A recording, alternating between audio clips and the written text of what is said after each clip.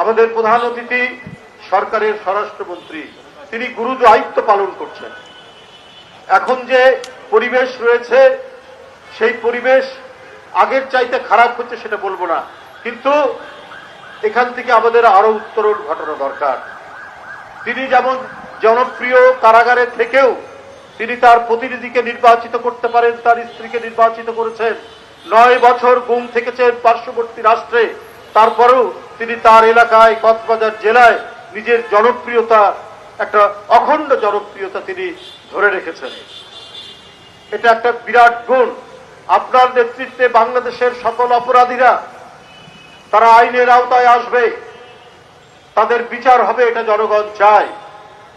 আপনি ছাত্র জীবন থেকে রাজনীতি করেছেন, মাঝখানে কিছুদিন সরকারি চাকরি করেছেন, সেটা আলাদা ব্যাপার, কিন্তু আপনার রাজনৈতিক জীবন সুদীর্ঘ জীবন হয়েছে আজকের এই পর্যন্ত। সুতরাং আপনার হাত দিয়ে এই দেশে একটি শান্তিময় পরিবেশ তৈরি করবে, দুষ্টের দমন শিষ্টের পালন নিশ্চিত হবে।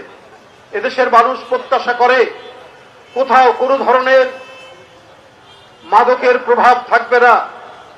কোন মাদক সেবী সেই সিন্ডিকেট যেই হোক না কেন, যত বড়ই ক্ষমতাশালী হোক না কেন, আপনি যে আইন প্রয়োগকারী সংস্থা আপনার হাতে, তাদের হাত থেকে তারা নিস্তার পাবে না। এই নিশ্চয়তা জনগণের কাছে, জনগণ চায় আপনার কাছ থেকে।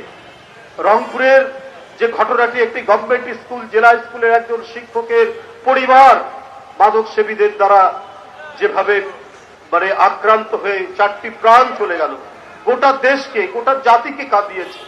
এই বেদনা বিধুর একটি পরিবেশ। আল্লাহর কাছে অশেষ শুকর গুজার করি, আমরা আল্লাহকে ধন্যবাদ জানাই যে সরকার এবং আইন শৃঙ্খলা বাহিনী দ্রুততার সাথে সেই অপরাধীকে ধরতে সক্ষম হয়েছে। না হলে জাতীয় আন্তর্জাতিক ভাবে এই ঘটনাকে কেন্দ্র করে অনেক ধরনের কথাবার্তা শুরু করত, কিন্তু এটি সক্ষম হয়েছে।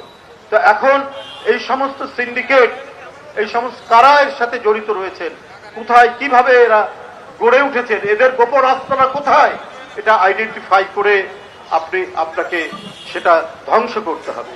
মানুষ চায়, অন্য কিছু চায় না, মানুষ একটু খেয়ে পড়ে শান্তিতে বসবাস করতে চায়। তো এই গুরু দায়িত্ব আপনার হাতে, আপনি সেটা করবেন, এটাই আশা রাখে।